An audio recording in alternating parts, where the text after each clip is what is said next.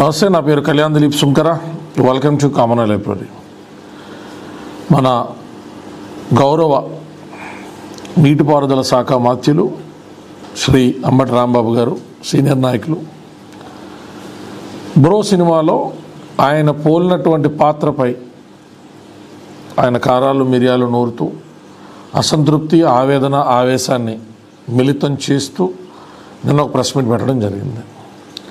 అయితే చాలాసార్లు ఏకరవ పెట్టినప్పుడల్లా అంతర్మదనం జరుగుతూ ఉంటుంది నాలో. ఎందుకంటే అరే, మంత్రి స్థాయిలో ఉన్నాడు, ప్రజలు అతన్ని ప్రజాప్రతినిధిగా ఎన్నుకున్నారు. సరే, మన ఎన్నికల వ్యవస్థ మీద నాకు కొంత అసంతృప్తి ఉన్నప్పటికీ కూడా ప్రజలు ఎన్నుకోవడం అనేటువంటిది ఎంబ్లం ఆధారితంగా తప్ప అక్కడ ఉన్నటువంటి పాల్గొనేటువంటి వ్యక్తుల యొక్క క్యారెక్టర్, కాండాక్ట్ అండ్ ఎబిలిటీ అనేటువంటిది పరిశీలించేటువంటి చైతన్యం ప్రజల్లో కొరవడినటువంటి అంశాల మీద కొంత ఉన్నప్పటికీ ప్రజా నిర్ణయాన్ని గౌరవించాలి కదా, ప్రజాబాహుల్యంలో గెలిచినటువంటి వ్యక్తి కదా అని చాలా అంతర్మదనం, అలాగే చాలా ఆలోచన కూడా చేస్తూ ఉంటాం. కానీ 4.5 సంవత్సరాల్లో మెచ్చుకోతగ్గటువంటి ప్రజలుగా మనం మ్యాండేట్ ఇచ్చాం. రైట్ టు రీకాల్ లాంటివి, అంటే మనకు ఆ నియోజకవర్గంలో పని చేయకపోతే, ఎప్పుడైనా గమనించండి, ఒక ఎంఆర్ఓ సరిగ్గా లేకపోతే ఉన్నతాధికారులకు ఫిర్యాదు చేస్తాం. ఒక పోలీస్ అధికార దుర్వినియోగానికి పాల్పడితే ఉన్నతాధికారి ఫిర్యాదు చేస్తాం, కోర్టుకు వెళ్తాం, ఎన్నో చేస్తాం. వాళ్ళని బర్తరఫ్ చేయిస్తాం, ట్రాన్స్ఫర్ చేపిస్తూ ఉంటాం, వాళ్ళ మీద పెనాల్టీలు, ఎలిగేషన్స్, అలాగే ఛార్జ్ మెమో లాంటివి ఇస్తూ ఉంటాం. ప్రజాప్రతినిధులు మన డబ్బులతో మామూలు ప్రభుత్వ ఉద్యోగం కంటే కూడా ఆ లిమిటెడ్ పీరియడ్ ఆఫ్ టైంలోనే 100 ఎక్కువ ఎంజాయ్ చేస్తున్నా కూడా మనం ఎందుకు రైట్ టు రీకాల్ అనేటువంటి అంశంలో ఎక్కడో ఆగిపోయాం. మన భారతదేశం ఇంత పెద్ద సమగ్రాభివృద్ధి చెందుతున్నటువంటి దేశంలో ఎక్కడో ఆగిపోయాం. పలానా ప్రజాప్రతినిధి మేము ఎన్నుకున్నటువంటి నమ్మకాలు ఒమ్ము చేస్తూ ఉన్నాడు, అతను దాన్ని సరిగ్గా అమలు చేయట్లేదు అన్నప్పుడు ఎందుకు మనం వెనక్కి పిలవలేకపోతున్నాం. అప్పుడు ఏం చేస్తూ ఉంటాం, మన అసంతృప్తిని ఇట్లాగా బాబాసాహెబ్ అంబేద్కర్ కల్పించినటువంటి భావ ప్రకటన స్వేచ్ఛతో మనం వెలుబుచ్చుతూ ఉంటాం. ఇంకొక ఇతర సోదరుల్ని మేలుకొలుపుతూ ఉంటాం. అన్న ఒకసారి ఆలోచించండి, చెల్లి ఒకసారి ఆలోచించండి, ఇట్లాంటి వ్యక్తులుగా మనం ఓటేసింది, మన రాష్ట్రాన్ని వీళ్ళ అసెంబ్లీలో పార్లమెంట్లో రిప్రజెంట్ చేసేది, మనం ఎంత గర్వకారణంగా మనం చూసి అభివృద్ధి చెందినటువంటి దేశం అని చెప్పి సోషల్ మీడియాలో మన ఆర్మీకి సంబంధించినవి కానీ చిన్న పార్టీ మనం ఏదైనా అభివృద్ధి సాధించిన, ఏదైనా రాకెట్లు పైకి ఎగినా కూడా మనమేదో తయారు చేసినట్టు ఆనందం పొందుతూ ఉంటాం కదా. అలాంటిది మనం ఎందుకు ఈ రకమైనటువంటి రాజకీయ ప్రక్షాళన చేయకూడదు? యువకులు చదువుకున్న వాళ్ళు ఎందుకు ఎలుగెత్తి వాళ్ళు ఎందుకు చాటరు? ఆ రకమైనటువంటి ఉద్దేశం అనేటువంటిది ఉంటుంది. సరే, ఉపోద్ఘాతం కాసేపు పక్కన పెడితే రాంబాబు గారి వ్యాఖ్యలు నేను కాస్త ఎటగారాన్ని జోడించి మాట్లాడినా దానిలో ఉన్నటువంటి మర్మార్థాన్ని, గూఢార్థాన్ని కూడా పరిశీలించమని వైసీపీ శ్రేణులు కానీ, జనసేన శ్రేణులు కానీ, టీడీపీ శ్రేణులు కానీ పరిశీలించి నేను చెప్పిన దాంట్లో ఏం తప్పుందో ఒకసారి కింద కమెంట్ల రూపంలో తెలియదు. ఏదో గుడ్డిగా ఖచ్చితంగా పవన్ కళ్యాణ్ వ్యక్తిని వ్యతిరేకించాలా, అతను మద్దతు ఇస్తున్నటువంటి వ్యక్తిని వ్యతిరేకించాలనేటువంటి మూర్ఖపు ధోరణిలో వెళ్లకుండా కాస్త విచక్షణ జ్ఞానంతో వీడియో పరిశీలించిన కమెంట్లు తెలియచే ప్రార్థన. పవన్ కళ్యాణ్ గారు పాత్ర దూషించి ఫస్ట్ నుంచి పెడదాం. జనరల్ సినిమాల గురించి మేము పెద్దగా ఇప్పుడు మాట్లాడినాం. ఇవాళ మాట్లాడవలసినటువంటి అనివార్యమైన పరిస్థితిని ఈ సినిమా తీసిన వాళ్ళు కల్పించారు. మీ అందరికీ తెలుసు, దీనిలో ఒక పాత్ర పేరు శ్యాంబాబుని పెట్టి ఆ శ్యాంబాబుని పవన్ కళ్యాణ్ గారి పాత్ర దూషించి కించపరచాలనేటువంటి ఉద్దేశంతో ఈ పాత్రను సృష్టించారని నేను అభిప్రాయపడుతున్నాను. దానికి వివరంగా కూడా చెప్పాను. అంటే ఎంత దౌర్భాగ్యం ఉంటే రాంబాబు, ప్రజాప్రతినిధి కింద ఉంటా నిస్సిగ్గుగా ప్రజా సమయాన్ని, నువ్వు తీసుకుంటున్న జీతం, నువ్వు ఒంటి మీద వేసుకున్న అంగి, కంటికి పెట్టుకున్న కళ్ళజోడు, నువ్వు హెయిర్కి చేయించుకున్న స్టైలింగు అన్నీ కూడా ప్రజాబాహుళ్యంలో నువ్వేదో పెద్ద పోటుగాడువని, జగన్మోహన్ రెడ్డి ఏదో 10 ఏళ్ళు పాదయాత్ర చేసి రాష్ట్రాన్ని అటు తిప్పు ఇటు అద్భుతాలు చేస్తాడని నమ్మి నువ్వు అడుక్కుంటే, నీ ముఖ్యమంత్రి రోడ్లెట్టుకు తిరిగితే, ఓట్లేసి పంపిస్తే, మంత్రి కింద ఉంటూ పబ్లిక్ ఆఫీస్ హోల్డ్ చేస్తూ నిస్సిగ్గుగా ఒక విమర్శ సినిమాలో చేశారు. ఎంత ఖాళీగా ఉన్నావు రాంబాబు? 1 నిమిషం కంటే తక్కువ సమయంలో నీ పోలిన బట్టలు వేసుకున్నటువంటి వ్యక్తి ఇష్టారాజ్యంగా డ్యాన్స్ చేస్తూ ఉంటే అక్కడ ఉన్నటువంటి లిరిక్ ఏంటి, నువ్వు చేసేటువంటి డ్యాన్స్ ఏంటని అర సెకండ్ కంటే తక్కువ, అంటే అసలు దాంట్లో విమర్శో లేకపోతే నేను వ్యక్తిగత హననమో, నువ్వు ప్రజాప్రతినిధి కింద ప్రజాబాహుల్యంలో తీసుకున్నటువంటి ప్రజా నిర్ణయాన్నో ఎక్కడ కిండెల్ చేయలా. అసలు నువ్వు ఎందుకు ఉలిక్కి పడ్డావో, ఎందుకు విమర్శకి తాళలేక, పోనది విమర్శ కూడా కాదు, ప్యారడీ, కామెడీ. నేను పోల్ చేస్తే నన్ను ప్రజా జీవితంలో నా పనులే మాట్లాడతానండి, నా నాట్యం ఎందుకేసాను, ఆ రోజు నేను చేసినటువంటి ఇరిగేషను జీవో వల్ల ప్రజలకు లబ్ధి చేకూరితే వాళ్ళకు వచ్చిన పంట చూసి ఆనందోత్సాహంలో డ్యాన్స్ చేస్తే పవన్ కళ్యాణ్ ఏదో మాట్లాడలేండి అని చెప్పుకునే దమ్ము చేసినటువంటి పని నీకు లేక నీ బతికెట్టి వారం రోజుల నుంచి ప్రెస్ మీట్లకు వస్తూ ఉంటావా? ఎవడ బాబు బొడ్డిగాడు మూటది? ప్రజల కింద మా డబ్బులు కదా. నువ్వు ప్రెస్ మీట్ పడితే మళ్ళీ గేలినా కొడుకు ఎవడొచ్చి నీ ప్రెస్ ముందు మైకి పెడుతున్నారు? నువ్వు అసలు ఈ సినిమాల గురించి మాట్లాడగానే మీడియా వాళ్ళు బాధ్యత ఏమైపోయింది? ఎవడో ఎకిల్ వాళ్ళు కూడా నవ్వుతున్నాడు నీ సాక్షి ఛానల్ ఎదవా. నువ్వు మాట్లాడుతుంటే ఏదో పెద్ద అద్భుతమైన ప్యారడీ చేస్తున్నావు అన్నా, సినిమాలు తెస్తావు, సినిమాలో సిగ్గులేని ఎదవా. రాజీనామా చేయను, ఫస్ట్ నువ్వు మంత్రి పదవి రాజీనామా చే, ప్రజాప్రతినిధిగా రాజీనామా చే, అప్పుడు పవన్ కళ్యాణ్ గారితో బేస్ పెట్టుకో. ఆయన సినిమాలు చేసి నువ్వు సినిమాలో చేసి చూపించు. అతను రాజకీయ వేదిక మీద చేసినటువంటి విమర్శ, అతను రాజకీయపరమైన నిర్ణయం మీద చేసిన విమర్శ. ఎందుకు సిగ్గు లేకుండా ప్రజా సమయాన్ని దుర్వినియోగం చేస్తున్నావు? సాధారణంగా పట్టించుకోవా? నీ బతికేటి పట్టించుకోకుండా ఎప్పుడైనా ఉన్నావు నువ్వు? పెద్ద మగోడు అని చెప్పి వచ్చి ప్రెస్ మీట్ పెడుతున్నావా? ప్రజల సమయాన్ని నువ్వు శాఖ మంత్రి కింద ఉంటా, మా డబ్బులతో కులుకుతా, మా డబ్బులతో భోగాలు అనుభవింతా, నువ్వు ఇరిగేషన్ గురించి ప్రెస్ మీట్ పెట్టరా అంటే పెట్టడం నీకు దిక్కు లేదు. ఏదో ఒక అద్భుతమైన జీవో తీసుకొచ్చేటువంటి కెపాసిటీ లేదు. ఒక పాలసీ తయారు చేసి రానున్నటువంటి 3 దశాబ్దాలకి ఇదిగో ఇరిగేషన్ పరంగా నేను చేసినటువంటి పాలసీతో ఇన్ని వందల హెక్టార్లకి నీరు అందుతుంది, ఈ రకమైనటువంటి కెనాల్స్ తవ్వించని చెప్పేటువంటి దమ్ము లేదు, మగతనం లేదు. నువ్వు మాట్లాడుతుంటావు నువ్వు అంతటితో ఆగల. మళ్ళా రిపీటెడ్గా దానిలో నటించినటువంటి నటులు మాట్లాడుతున్నారు. అంటే నటులు పృథ్వీరాజు గతంలో మీ పార్టీలో ఉన్నాడు, అంత ఖాళీగా ఉన్నావా? అంటే ఎంత ఖాళీగా ఉంటే నువ్వు పబ్లిక్ ఆఫీస్ హోల్డ్ చేస్తున్నప్పుడు నటులు ఏం మారుతున్నారు, సహనటులు ఏం మారుతున్నారు, దాని మీద చర్చ. అసలు నీ బతుకు సిగ్గేమన్నా ఉందా? ఆయన మాట్లాడుతున్నా మళ్ళీ ప్రెస్ మీట్ పెట్టావు నువ్వు. బహుశా కలెక్షన్ తగ్గిపోతున్నాయి కాబట్టి దాన్ని కాంట్రవర్సీ చేయడం ద్వారా కొద్దిగా కలెక్షన్ పెంచుకోవాలని ఉన్న ప్రయత్నం చేస్తున్నాడేమో అనేటువంటి అనుమానం కూడా కలుగుతుంది. జనాలకు ఏమనుమానం వస్తుంది తెలుసా? నువ్వేమన్నా ప్రొడ్యూసర్ దగ్గర ఎలాగ సెంట్రలైజ్డ్ కరప్షన్తో జగన్మోహన్ రెడ్డి నీకేం చిల్లర మిగలనట్లేదు కాబట్టి నువ్వే ఒకవేళ పొరపాటున బ్రో ప్రొడ్యూసర్ దగ్గర 10ో 12కో తీసుకుని మీకు ఎందుకంటే మీ సినిమాల కాంట్రవర్సీలు ఉంచుతారని చెప్పి 10కి మాలు ప్రెస్ మీట్లు పెడతామో డౌట్ వస్తుంది. జనాలకు వచ్చే అనుమానం ఏంటంటే నువ్వే ఒకవేళ నీ మెయింటెనెన్స్లకి, నీ సుకన్యాలకి, నీ సంజనాలకి కూడా నీ దగ్గర క్యాష్ లేక, నువ్వు గూగుల్ పే కొట్టడానికి డబ్బులు లేక ప్రొడ్యూసర్ దగ్గరికి ఎవరైనా కాకి వర్తమానం పంపించి 10ో 12కో చిల్లర తీసుకుని రోజు నన్ను తట్టబొక్కే ప్రెస్ మీట్లు పెడతామో డౌట్ వస్తుంది. సినిమా కలెక్షన్లో అంత దేదీప్మానంగా ఎలుగుతుల్లో నీ పాత్ర కూడా ఉందిరా రే, ఖచ్చితంగా ఉంది. ఒకవేళ ప్రొడ్యూసర్ ఎత్తే ఓకే, ఇవ్వకపోతే నువ్వు చెప్పు, నాకు కొద్దిగా పరిచేస్తులే, నేను ఆయనతో మాట్లాడి నీకేదో రకంగా 10ో 12కో నేను అడ్జస్ట్ చేపిస్తా. ఎందుకంటే ప్రతిసారి సినిమా రావడం పరిగెట్టినంతమంది పేరు నాని కూడా వచ్చాడు. ఇప్పుడు నువ్వు వస్తున్నావు, దేనికి వస్తున్నారు? మంత్రుల కింద ఉంటే అసలు సిగ్గుందా? మంత్రుల కింద మేమే చేసిన విమర్శ దేని మీద? మీరు తీసుకున్నటువంటి పాలనా వ్యవస్థ పూరితమైనటువంటి నిర్ణయాల మీద. ఓరే అంబటి రాంబాబు నువ్వు తీసుకున్న నిర్ణయం తప్పు, ఓ రాంబాబు నువ్వు తీసుకున్నటువంటి నిర్ణయం తప్పు, ఓరే శ్యాంబాబు నువ్వు తీసుకున్న నిర్ణయం తప్పు అని చెప్పారు సినిమాలో. చెప్పలేదు కదా. నీ ఇలాంటి డ్రెస్ ఒకటి వేసుకుని ఒక తట్టపొక్క డ్యాన్స్ చేస్తా ఉంటే ఆ లిరిక్ ఏంటి, ఆ స్టెప్ ఏంటని అడిగితే దానికి నువ్వు 3 రోజుల నుంచి నిర్విఘ్నంగా ప్రెస్ మీట్లు పెడుతున్నావు. నువ్వు సిగ్గు లజ్జ లేకుండా నీ బతుకు మళ్ళీ సినిమాలు నీకు. నాకే కాదు అందరికీ కూడా. ఒకటి సినిమాను సినిమాగా తీయాలి. నువ్వు చెప్పు. ఎవరో డబ్బులు పెడితే నిర్మాత దానిలో తన శత్రువులను పేర్లు పెట్టి దూషించి, అసలు నువ్వు శత్రువు ఏంటి?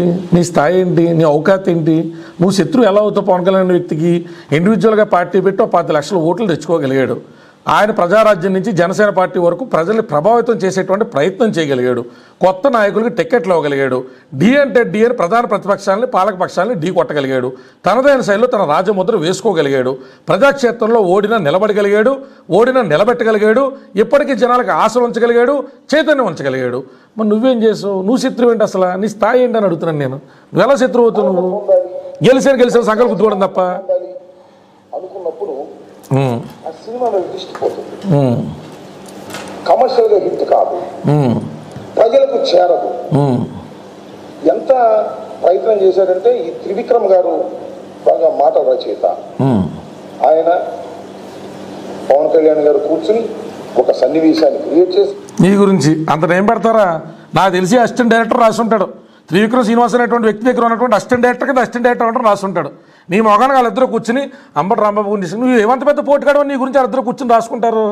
నువ్వు ఏమంత పెద్ద తురుంగారు అని చెప్పి, నువ్వు ఏమంత పెద్ద పబ్లిక్ ఇన్ఫ్లుయెన్సర్ అని చెప్పి నీ గురించి త్రివిక్రమ్ శ్రీనివాస్ కూర్చుని పెన్నలో పాలిలో ఇంకు బొక్క నీ గురించి రాస్తాం అంటే మళ్ళీని రైటింగ్ రెనాల్డ్స్ పేరు తీసుకున్నా కూడా ఈ రీపులు బొక్క ₹2 రీపులు అర్థమవుతుందా? నీ గురించి త్రివిక్రమ్ శ్రీనివాస్ పవన్ కళ్యాణ్ కూర్చొని డిస్కస్ బోతేడా దానికి మాటలు రాసి దాన్ని ఇమిడ్చి ఒక ఆనందాన్ని పొందాలనేటువంటి ప్రయత్నం. అసలు నాకు సరిగ్గా తెలియక ఎలాంటి పాత్ర ఉందని నేను ఇంకా అద్భుతంగా రాద్దును. అదే పబ్లో కూర్చున్నాడు సరిగ్గా ఫోన్ చేసి ఓనా ఆల్ సర్వీస్ చేస్తారా ఆల్ A to Z అని అడిగినటువంటి సన్నివేశాలు కూడా పెడుతుంది. నేను ఇంకా అద్భుతంగా చేద్దు. నాకు చెప్పలా, నాకు ఏమాత్రం చెప్పున్నా ఇంటి ఇచ్చున్నా ప్రొడ్యూసర్ అన్న పవన్ కళ్యాణ్ గారిని కాల్ ఎట్టుకునైనా సరే ఇంకా అద్భుతమైన సన్నివేశాలు రాద్దు నీ గురించి. నేను చాలా ఒక రోజు సుమారుగా దీన్ని షూటింగ్ పెట్టుంటారు అని నేను అనుకుంటున్నాను. నాకు తెలిసినటువంటి సమాచారం మేరకు సుమారు ఒక రోజు నీ గురించి 10 నిమిషాలు బొక్కంటే మళ్ళీ ఒక రోజు నువ్వు నీ సెల్ఫీలు వేసిన రా బాబు చూడలే చచ్చిపోతున్నావు రా బాబు. అసలు ముందు అనేక వచ్చే చరిత్రలో ఎన్టీ రామారావు గారి దగ్గర నుంచి ఇప్పటి వరకు పొలిటికల్ సెటైరిక్. నీ బాధ ఏంట్రా?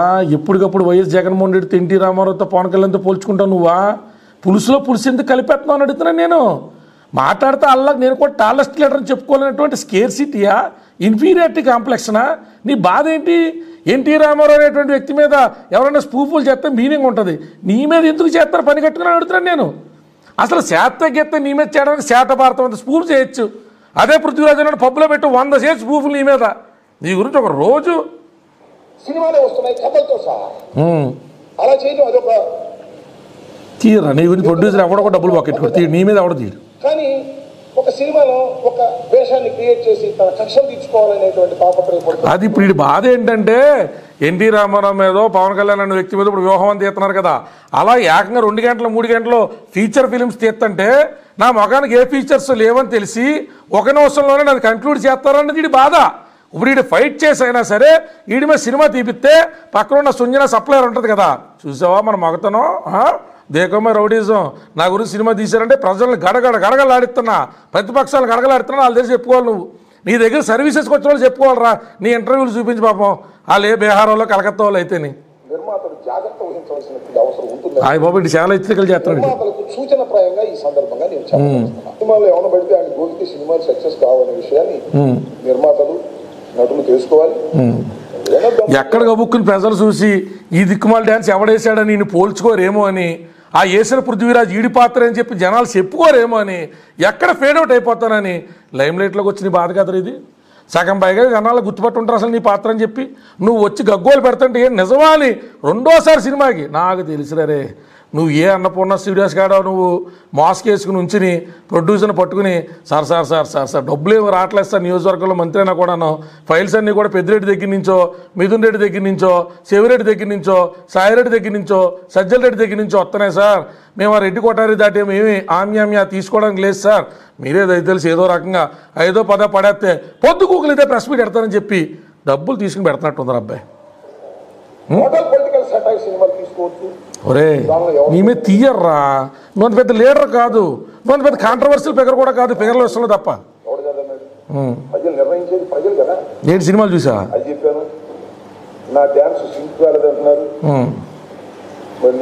నువ్వు మైకేల్ జాక్సన్, నువ్వు Michael Jackson, Guntur Michael Jackson. ఇవన్నీ కూడా ప్రజలు ఆలోచించాలని, ప్రజలకే పర్లేదు ఇంకా నీ గురించి దిక్కుమాల పాత్ర గురించి ఆలోచింత తెలుసుకోవాలని మీ ద్వారా తెలుగు చలనచిత్ర సీమలో ఉన్న నిర్మాతలకు, తెలుగు చలనచిత్ర సీమలో ఉన్నటువంటి నటులకు, తెలుగు చలనచిత్ర సీమ అంటే సరిపోద్దురా. నటులని, క్యారెక్టర్ ఆర్టిస్టులని, కెమెరామెన్లని, మేకప్ మ్యాన్లని, సైడ్ ఆర్టిస్టులని, యోసపుడు ఆర్టిస్టులని దిక్కుమాలేదవా సీమలో ఉన్నటువంటి దర్శకులకు, చెప్పు చలనచిత్ర సీమలో ఉన్నటువంటి అసిస్టెంట్ దర్శకులకు, లాంటి మాటలు రాసే రచయితలకు మీ ద్వారా చెప్తున్నాను, ఇలా మళ్ళీ చేస్తే మీరు గుణపాఠాలు నేర్చుకోవాల్సినటువంటి అవసరం ఉంటుంది. మూల్యం చెల్లి నువ్వు నీ దిక్కుమాల పంచులు ఏమనుకుంటున్నావురా? ఏటెళ్ళకేళ మొత్తం నువ్వే మంత్రి అనుకుంటున్నావా? ఇంకో 8 నెలల తర్వాత ఈదులో కుక్కలు కూడా ఎవరు చూడరు. మామూలుగా ఇప్పుడు వెళ్తున్నా కూడా నువ్వు వెనకాతల 6 నెలలు వేసుకెళ్ళాలి తప్ప ఎవడన్నా నిన్ను కోరాపి అయ్యా మంత్రి గారు మీ దయ వల్ల ఈ 10 ఎకరాలు కూడా నేను ఇవాళ నీళ్లు తెచ్చుకున్నాను, మీ దయ వల్ల ఆ బోధనేటువంటి మరమ్మతు జరిగింది, మీ దయ వల్ల వర్షాపాతం ఎంత అధికంగా వచ్చినా కూడా మా ఊర్లో ఫ్లడ్ అనేటువంటిది మేనేజ్మెంట్ జరుగుతుంది, మీ దయ వల్ల ఈ రకమైనటువంటి అభివృద్ధి జరిగిందని ఎవడన్నా అన్నబెడతాడు నీకు? ఎవడన్నా నిన్ను చూస్తే పక్కామని కొద్ది ధైర్యం నడితే ముఖమే నవ్వుతాడు. పాపం ఏదన్నా మామూలు సామాన్యుడు అనుకో పక్కెలగానే నవ్వుతాడు. అసలు నువ్వు మళ్ళీ వార్నింగ్లు ఎత్తున్నావు చూసావా?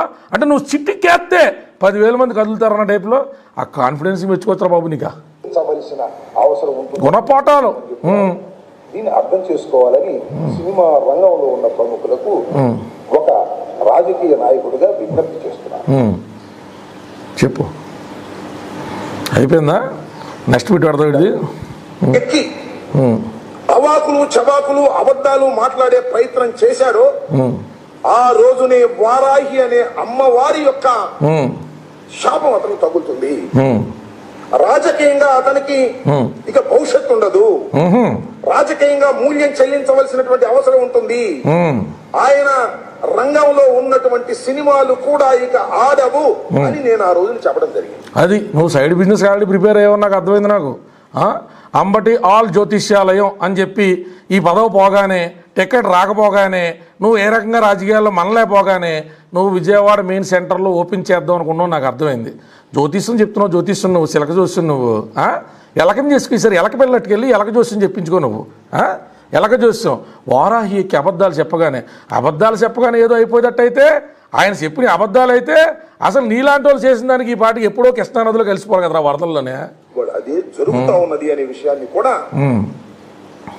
నిర్మాతలు కానీ వాళ్ళు కానీ తెలుసుకుంటారు. అది శ్రీ సాయి జ్యోతిష్యాలయం అని చెప్పి యాడ్లు వస్తూ ఉంటాయి అప్పుడప్పుడుని యూట్యూబ్లో వాటిల్లోని ప్రతిదాని కింద కూడా స్పామ్ మెసేజ్ పెడతా ఉంటారు. అలా పెట్టుకో నువ్వు అంబటి ఆల్ ఆస్ట్రాలజీ అని చెప్పి పెట్టుకుని ఈ రకంగా ఇవన్నీ కూడా బిట్లు కట్ చేసి నేను మంత్రి కింద ఏమీ పీకలేక శాఖలో ఏమీ రాలేక ఏం చేయాలో తెలియక ఇలాగ వాళ్ళ మీద వీళ్ళ మీద ప్రతిపక్ష నాయకుల మీద నేను జోస్యం చెప్పుకున్నా, పవన్ కళ్యాణ్ మీద పూలదండ పడద్దని చెప్పా, పవన్ కళ్యాణ్ కిందకు ఉరుగుతాడని చెప్పా, పవన్ కళ్యాణ్ రోజు భోజనం చేయడని చెప్పా, అందుకని నేను చెప్పిన జ్యోతిష్కులాగేందని చెప్పి నువ్వు కూడా 2-3 ఛానల్స్ ఉంటాయి యూట్యూబ్ ఛానల్స్ మంచి యాంకర్లు ఇంట్రెస్టింగ్గా చెప్తూ ఉంటారు.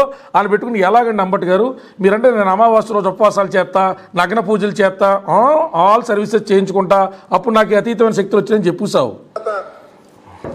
విశ్వప్రసాద్ గారు ప్రొడ్యూసర్ గురించి మాటలు సినిమాలు తీసేటప్పుడు పెట్టుబడి పెట్టేటప్పుడు దీన్ని పొలిటికల్ మూవీనా కంప్లీట్ పొలిటికల్ మూవీ అనుకుంటే there is no problem at all. అది ఈడు బతిమాలుతున్నాడు ప్రొడ్యూసర్ని, నా గురించి పొలిటికల్ మూవీ తీయండి మీకు దండం పెడతాను నన్ను కాంట్రవర్షియల్ ఫిగర్ చేయండి అని అడుక్కుంటున్నాడు ఈడు ఆ విశ్వప్రసాద్ అన్న అంటే ప్రొడ్యూసర్ గారిని. ఎన్టీ రామారావు గారి దగ్గర నుంచి ఇప్పటి వరకు పొలిటికల్ సెటైరిక్ సినిమాలే వస్తున్నాయి కథలతో సహా. అలా చేయడం అదొక ఒరే ఆశ కంతు లేదు నీకు, దుఃఖానికి మింతు లేదు రబ్బాయి నీక. నీ వయసు నువ్వు చేసే చేష్టలో నీ రాజకీయ అనుభవం నీ కోరికలో దేనికి పొంతన ఉండదురా. 60 ఏళ్ళ వయసులో ఆల్ సర్వీసెస్ అడుగుతావు.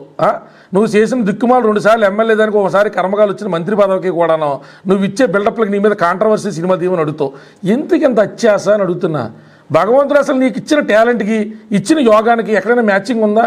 ఏ పూర్వజన్మ సుకృతమో పోలే తెంగనదవ్వని చెప్పి నీకు ఏమైనా నీ మాత్రం అవకాశం ఇచ్చి ఉంటాడు. అసలు అడిగేదానికి ఏమన్నా ఎన్టీ రామారావు మీద తీయడానికి నీ మీద తీయడానికి ఏమైనా సంబంధం ఉందా? అసలు ఏమైనా అర్థం ఉందా అని అడుగుతున్నాను నేను. ఎత్తుగడనండి అదొక పద్ధతనండి. అది కానీ ఒక సినిమాలో ఒక వేషాన్ని క్రియేట్ చేసి తన కక్షలు తీర్చుకోవాలనేటువంటి తాపత్రయం ఉన్నప్పుడు నిర్మాతలు జాగ్రత్త వహించవలసినటువంటి అవసరం ఉంది. నిర్మాతలకు సూచనప్రాయంగా ఈ సందర్భంగా నేను చెప్పు. సరే పిక్చర్ ఫ్లాప్ అయింది,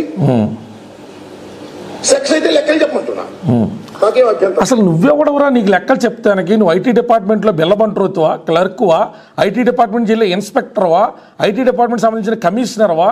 నీకెందుకు చెప్తారా లెక్కలు? నీ శాఖ ఏంటి, నీ విధానం ఏంటి, నీకెందుకు చెప్తారు లెక్కలు? లెక్కలకు పోస్టర్ ఎత్తారు. ఆ సంస్థకు సంబంధించిన దాంట్లో పీపుల్స్ మీడియా ఫ్యాక్టరీ ఫేస్బుక్ పేజ్లోనో ట్విట్టర్ పేజ్లోనో పోస్టర్ ఎత్తారు, గ్రాస్ ఎంత షేర్ ఎంత అని.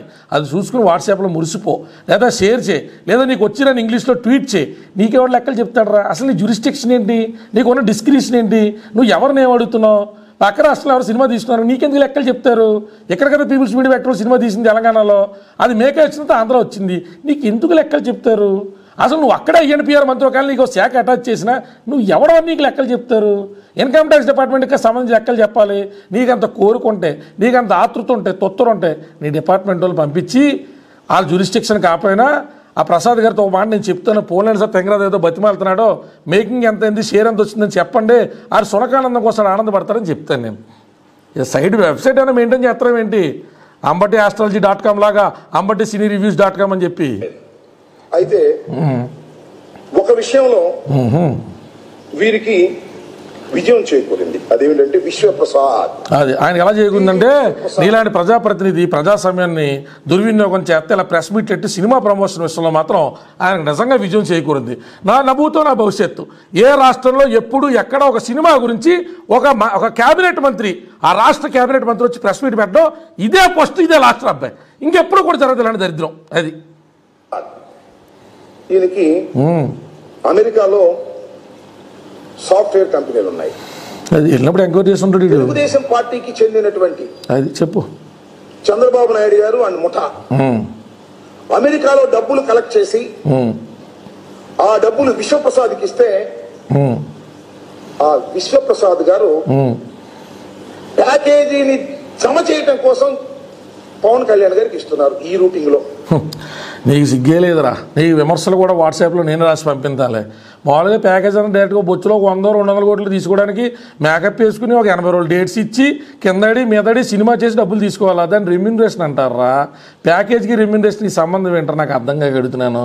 విశ్వప్రసాద్ అన్న వ్యక్తికి డబ్బులు ఇచ్చి హవాలా గుండా పంపించడం ఎలాగా అని చెప్పి పాపం వాళ్ళకి తెలియక నువ్వు సినిమా తీసి డబ్బులు పవన్ కళ్యాణ్కి అప్పగించని చెప్పారా? ఏం జన్మనిదా? ఏం జన్మనిది అంటే అర్థం ఏమిటి చెప్పు. చంద్రబాబు నాయుడు గారు ఇవ్వవలసినటువంటి ప్యాకేజీని రెమ్యూనరేషన్ రూపంలో ఇచ్చారు. ఇంకా నీ బతుకు అని ముఖం మీద జనాలు ఉమ్మేసినా నీకు ఏ జన్మకి సిగ్గురాదురా. నీకు ఏ జన్మకి హవాలా తీసుకోవడం అనేటువంటిది ఎంత ఈజీయో ఓసారి ముఖ్యమంత్రి ఎప్పుడైనా అపాయింట్మెంట్ ఇస్తే ఏంటి సార్ ఒక 5,000 కోట్లు మనం ఎలా తీసుకురావాలి సార్ అంటే ఒకసారి మన వేసారెడ్డి చెప్తానంటాడు. అదే పెద్ద విషయం కదా అమ్మడే. 4-5 డమ్మీ కంపెనీలు సూట్ కేసు కంపెనీలు పెట్టావంటే ఆ కంపెనీలు దొంగ లెక్కలు చూపించావంటే 214 డబ్బులు ఎలా మార్చొచ్చు అనేటువంటిది నీకు ట్రైనింగ్ ఇస్తానని చెప్తాడు అతను. లేదా క్విడ్ ప్రో కింద ఎలా చేయొచ్చో చెప్తాడు. ఆర్థిక లావాదేవీలు ఆర్థిక నేరాల విషయంలో అద్భుతమైనటువంటి ఐన్స్టీన్ నీ పక్కనే పెట్టుకుని ఆఫ్టర్లో 100-200 కోట్లు పవన్ కళ్యాణ్ అనే వ్యక్తి సినిమా చేసిన తర్వాత అందులో 40 కోట్లు 50 కోట్లు రెమ్యూనరేషన్ ఉంటే ఆ డబ్బుల్ని నువ్వు అవాలా కింద ఇలా రెమ్యూనరేషన్ కింద ఇయ్యని చెప్పాడా? యాదవా నువ్వు వాసుగోడి కామా నువ్వు. కార్యక్రమం చేస్తున్నారు. ఈ విషయంలో మాత్రం సక్సెస్ కాదరా, అది సక్సెస్ దరిద్రుడా. ఎంతమోని అదే యావని 66 కోట్లు తీసుకున్నారా లేక 80 కోట్లు తీసుకున్నారా లేదా ఆల్ సర్వీసెస్ తీసుకున్నారా? పూర్తి అమౌంట్ ని ఇన్కమ్ ట్యాక్స్ లో చూపించారా లేదా? అది ఇప్పుడు పెద్ద ప్రజా సమస్యరా. ఇన్కమ్ ట్యాక్స్ డిపార్ట్మెంట్ వాళ్ళు పాపం పడుకున్నారు, నువ్వే తట్టి లేపుతున్నావు. మొత్తం చూపించారా? సగమే చూపించారా? సాయంత్రానికి అన్నీ చూపించారా? మన బతుకు సొత్తం చూపించమే. మన బతుకెట్టి మన శాఖ కాదో మనకు సంబంధం లేదు. మనం ఏది పడితే అది మాట్లాడటమే. రాష్ట్రం ఏమైపోతుందిరా? 66 కోట్లు పవన్ కళ్యాణ్ ఇన్కమ్ ట్యాక్స్ చూపించాడా? రాష్ట్రం ఏమైపోతుందిరా? ఆ ప్రసాద్ నాయన డబ్బులు ఎక్కడి నుంచి తెచ్చాడు? రాష్ట్రం ఏమైపోతుందా? అది కాదు కదా. ముఖ్యమంత్రి కింద బాబు 4 ఏళ్ళు ఉంటే 88 కోట్లు అడ్వాన్స్ ట్యాక్స్ కట్టి 1500 నుంచి 2000 కోట్ల రూపాయల ఈడీ అటాచ్మెంట్లు చేయించుకున్నటువంటి డబ్బులు ఎక్కడి నుంచి వచ్చినాయిరా? డాడీ ఎప్పుడు బతుకున్నప్పుడే డాడీ పవర్లో ఉన్నప్పుడు ఎలాగ వచ్చినాయని చెప్పి అడగాల్సింది ముఖ్యమంత్రిని కదా నువ్వు. ఎందుకంటే నీతి నిజాయితీ పరుడు, చట్టం ప్రకారం నడుచుకునేటటువంటి సైనికుడు అని పదే చెప్పేటటువంటి పవన్ కళ్యాణ్ గారు దీనిలో ఎంత రెమ్యూనరేషన్ తీసుకున్నారు? నీకు సంబంధం ఏంటన్నా నేను ఈ చిత్రం ఫ్లాప్ కావడానికి కారణాలు ఏమిటి అని చిత్రసీమలో ఉన్నటువంటి ప్రతి ఒక్కరూ ఆలోచించదగినటువంటి అంశమని ఈ సందర్భంగా వారికి నేను చెప్పదలుచుకున్నాను. గౌకర్ మర్చిపోక సినిమా రివ్యూవర్ కాదు, వీడు మంత్రి మర్చిపోతున్నారు. గౌకర్ అని చెప్తున్నాను. 2 కోట్ల రూపాయలు 23 రోజులు చేశారని ఒకరు అన్నారు, 40 రోజులు చేశారని ఒకరు, 40 రోజులు చేస్తే 80 కోట్లు అంటే లాస్. కనీసం హీరో రెమ్యూనరేషన్ కూడా రానటువంటి పరిస్థితి. నువ్వు చేయిపోయావా? ప్రసాద్ గారితో నేను మాట్లాడుతాను కాంపన్సేషన్ కింద బ్రో 2 నువ్వు చేయిపోయావా? బోకరో రంజు ఆటలో కలిపి బ్రో 2లా బ్రా 2 అని చేయిపోయావా? చాలా బాగుంటుంది కదా నీకు. నేను మాట్లాడతాను ప్రసాద్ గారితో, కథ కూడా నేను అంత చేస్తాను. నేను చాలా బ్యూటిఫుల్గా ఉంటుంది అన్నాను నేను. ఇది ఒక డిజాస్టర్ అయింది అంటే దీని వెనకాల ఇంత కథ ఉన్నది అనేటువంటి అంశాన్ని కూడా ప్రొడ్యూసర్ కూడా నేను ఎంత బాధపడి ఉంటారు బాబా. నువ్వే చాలా బాధపడిపోతావు. నువ్వు డీజే గారు ఈ రకంగా బ్లాక్ మనీని వైట్ మనీగా చేసి సినిమాల ద్వారా తీసుకొచ్చి పవన్ కళ్యాణ్కి ప్యాకేజీ రూపంలో ఇచ్చేటటువంటి ఒక కుట్రపూరితమైనటువంటి పరిస్థితులు కూడా కనిపిస్తా ఉన్నాయి. దీని మీద కూడా సమగ్ర దర్యాప్తు ఆర్డర్ చేయ, మనకు పని ఏమి లేదు కదా. పోలీస్ శాఖ డీజీపీకి ఒక మాట చెప్పి, ఏమన్నా రెడ్డి గారు మాట చెప్పి ఇంకో మాట పంపించండి, ఇది చాలా కుట్రకోణం దాగుంది. ఐఎస్ఐఎస్, నాసా, ఎన్ఎఫ్సిఎస్ మొత్తం గ్లోబల్ పక్క గెలాక్సీ నుంచి కూడా ఏదో రకరకాలన్నీ జరుగుతున్నాయండి.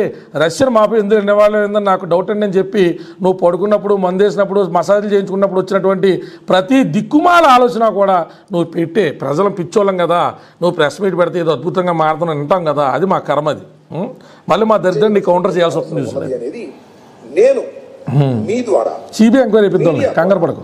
ప్రజలకి అధికారులకు కూడా ఈ సందర్భంగా చెప్పదు. ఇది అధికారులకు ఆర్డర్ ఇవ్వాలరా, ప్రెస్ మీట్ పెట్టి చెప్పకూడదు. చంద్రబాబు నాయుడు గారు తెలుగుదేశం పార్టీ ద్వారా చక్కగా అందించేటటువంటి కార్యక్రమంలో ఈ సినిమాలు జరుగుతూ ఉన్నాయి. ఈ విశ్వప్రసాద్ గారు చాలా పెద్ద పెద్ద సినిమాలు తీసేది. మామూలుగా నా బోర్డు పిలిచిన ఒక 100 ఏదో రకంగా అట్టుకొస్తాం కదా, దాంట్లో పెద్ద ఈక్వేషన్ ఇంత పెద్ద కాన్సెప్ట్ ఏంట్రా స్కామ్ నాకు అర్థంగా కడుతున్నాను నేను. విశ్వప్రసాద్ అన్న ఆయన ఏ సామాజిక వర్గం అనుకున్నావు నువ్వు? వైశ్యాస్ ఆయనకి ఏ సంబంధం ఉండదు చంద్రబాబు నాయుడు నాకు అర్థంగా కడుతున్నావు. టీజీ వెంకటేశ్వర అటైపు ఉన్నారు కానీ డబ్బులు పంపించారైనా అలా అన్నయ్య ద్వారాను. మరి డబ్బులు నీకు తెలియదు, నీకు ఎందుకు ఇలా మాడుతున్నావు, ఎందుకు ఇంత పలచనగా మాడుతున్నావు అంటే ఏం డైవర్ట్ చేద్దామని, ప్రజల్ని ఏమార్చడం కోసం రోమ్ చక్రవర్తి గ్లాడియేటర్ షోస్ పెట్టినట్టు ఏదో చేద్దాం అనుకున్నాను నువ్వు. ఎందుకు ఈ ప్రెస్ మీట్లు అన్నీ కూడాను దేనికి అంటున్నాను నేను? లెక్కలేదు మరేమో మాకు తెలియదు, నష్టం వచ్చినా పర్వాలేదు. వీడికి కూడా డబ్బులు అంటే ఇవ్వండి పాపం, లెక్కలేకపోతే. ఇది ఆలోచించదగినటువంటి పరిణామంగా నేను చెప్పదలుచుకున్నా. ఇకపోతే మేము కూడా మరి మమ్మల్ని సినిమాల్లో పెట్టి రాజకీయ నాయకుల్ని అక్కడక్కడ గోకే కార్యక్రమం చేస్తున్నారు కాబట్టి నేను స్వయంగా ఒకటి ఆలోచించుకుంటున్నాను. పని ఎలాగ లేదు కాబట్టి మనకి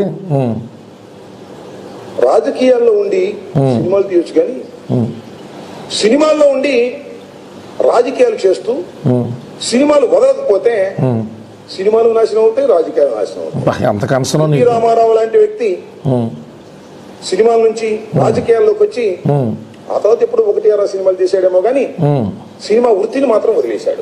ఎందుకంటే అప్పుడు వయసు అయిపోయింది, 60 దాటేసింది. చిరంజీవి గారు కూడా కొన్నాళ్ళు సినిమాలు తీయలేదు, అవును, రాజకీయాల మీద ఉంది. ఈయన సినిమాలు కావాలి, రాజకీయాలు కావాలి అనుకుని సంజనాలు కావాలి, సుకన్యాలు కావాలి, ఆల్ సర్వీసెస్ కావాలి మనకి.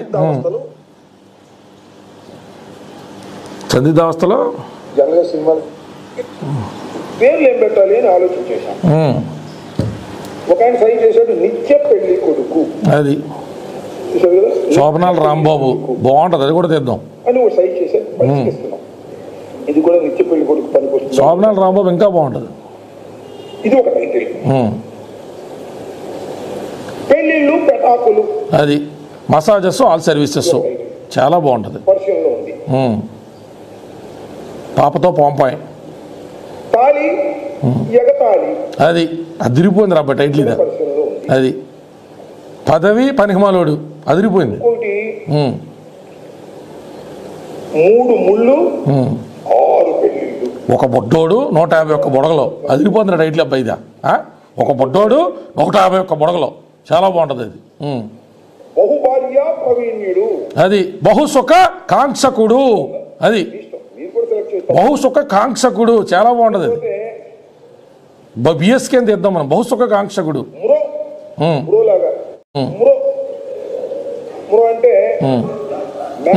అని తెద్దాం సినిమా. మొండల మొటాకూరని ఎంఎంఎం అని తెద్దాం, బాగుంటది. అది మ్యూజిక్ కూడా చాలా బాగుంటది అబ్బాయి.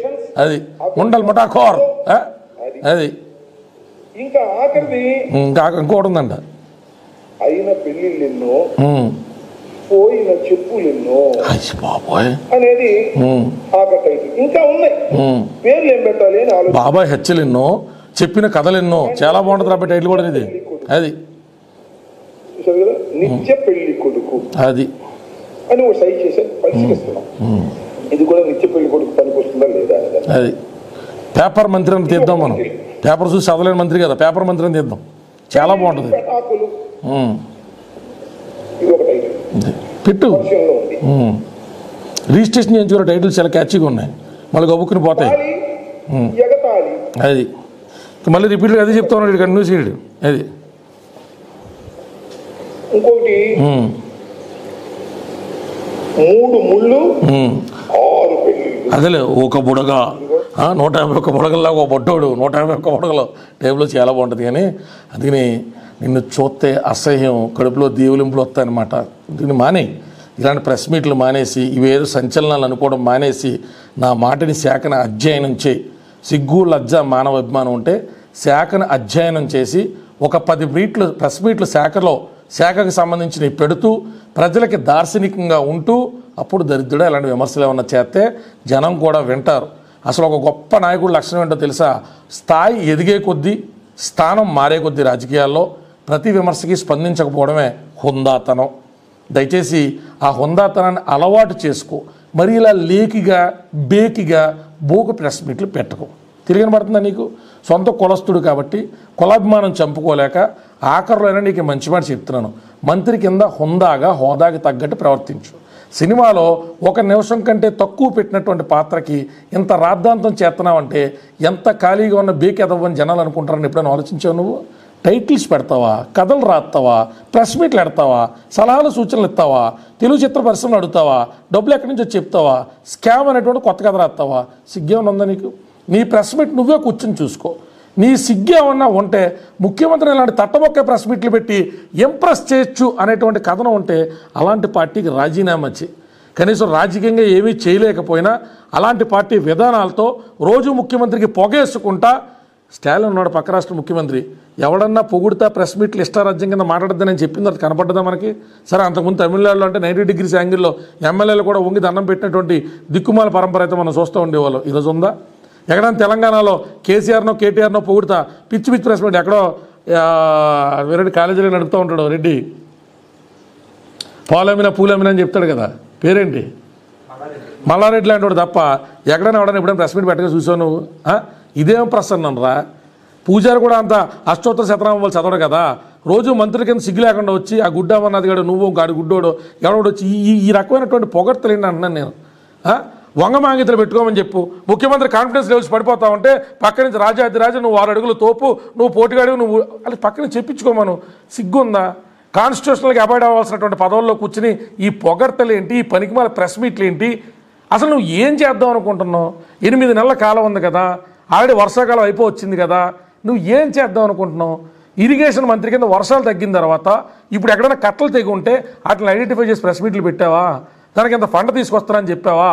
ప్రజలు ఆందోళన చెందాల్సిన అవసరం లేదు, మన రాష్ట్రం అన్నపూర్ణ కింద తీర్చిదిద్దేటువంటి ప్రక్రియలో భాగంగా ఈ కార్యక్రమాలకి నేను తెరలేపుతాను ఎప్పుడని చెప్పావా? శాఖ చదవరా, శాఖ చదువు.